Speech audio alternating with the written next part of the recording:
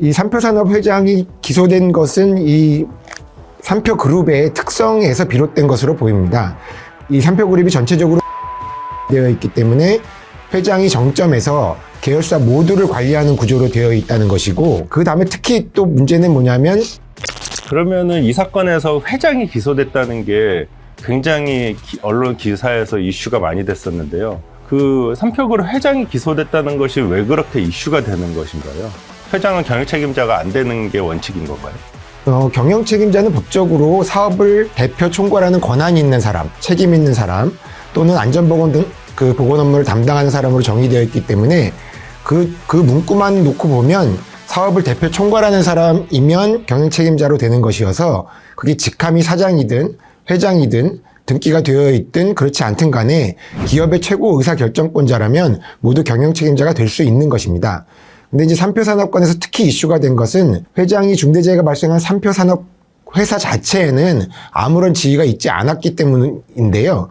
노동청에서도 삼표산업의 최고 의사결정권자인 삼표산업의 대표이사를 경영 책임자로 판단하고 검찰에 송치했는데, 검찰에서는 이와 다른 결론을 내리게 된 겁니다. 그렇다면은 검찰의 기소 의견은 노동청 의견과도 달랐던 거네요.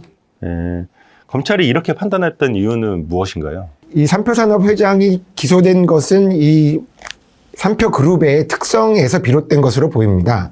이 삼표그룹이 전체적으로 수직 계열화되어 있기 때문에 회장이 정점에서 계열사 모두를 관리하는 구조로 되어 있다는 것이고, 그 다음에 특히 또 문제는 뭐냐면, 최석장 토사의 기울기 문제가 이제 큰 문제였었는데, 그 기울기가 그렇게 계속 높아짐에도 불구하고 작업을 계속하게 된 그 작업 결정조차도 삼표산업 회장이 한 것으로 되어 있습니다. 그러니까 그렇게 하지 않으면 생산량을 맞출 수 없다는 판단 하에 기울기가 높아질 것을 알면서도 그와 같은 방식으로 작업을 하도록 구체적으로 삼표산업 회장이 지시를 했기 때문에 중대재해처벌법의 경영 책임자에 해당한다고 검찰은 판단한 것으로 보입니다. 꼭 뭐 삼표산업을 두고 하는 얘기는 아니지만 중대재해처벌법 위반은 경영 책임자의 신분이 있어야지 그 죄를 범할 수 있는 신분범이기 때문에 그 신분의 범위를 엄격히 판단해야 된다, 이런 견해도 있는데 어떻게 생각하시나요?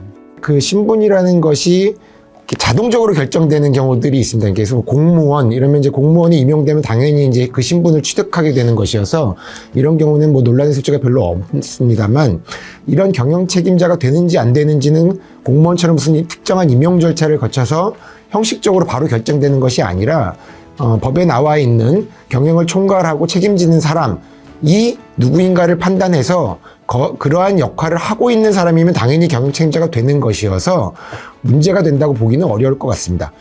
같은 취지로 배임죄에서도 타인의 사물을 처리하는 자는 신분관계가 필요하지만 이 신분관계도 반드시 어떤 형식적으로 취득하는 것이 아니라 실질적으로 타인의 사물을 처리하는 자면 그러한 신분을 취득하는 것이기 때문에 실질적인 신분이 해당하는 사람이 누군가를 판단하는 그런 방식으로 수사가 진행되는 것이어서 이 경영책임자 문제도 그것과 크게 다르지 않을 것으로 생각됩니다. 그런 점에서 경영책임자 범위를 너무 지나치게 확대하는 것은 법리적으로도 문제가 있을 수도 있고 법 실효성을 떨어뜨릴 수도 있기 때문에 조심해야 되는 점은 맞는 것 같습니다. 그래서 법인의 대표이사가 흔히 말하는 의사결정권이 없는 이제 바지사장이라면 법인 밖에 있는 이제 실적인 의사결정을 하는 회장이 경영책임자가 될 수는 있겠지만, 그런 부분을 모든 케이스에서 다 일괄적으로 그렇게 된다고 판단하는 것은 좀 위험성이 있다고 생각됩니다. 네.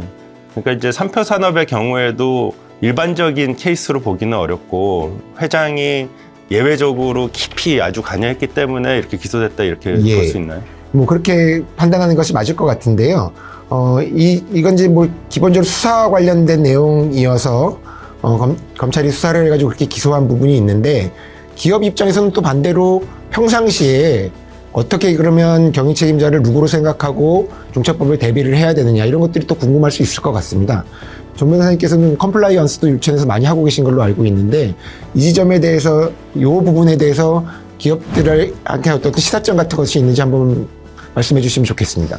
이게 법에서 경영 책임자라는 거를 의무 주체이자 처벌 대상으로 이렇게 삼고 있기 때문에 우리 기업에서는 경영 책임자, 누가 경영 책임자가 될 수 있느냐, 이게 굉장히 중요하고, 경영 책임자를 중심으로 하는 안전보건 관리 체계를 구축하는 게 매우 중요한 것 같습니다.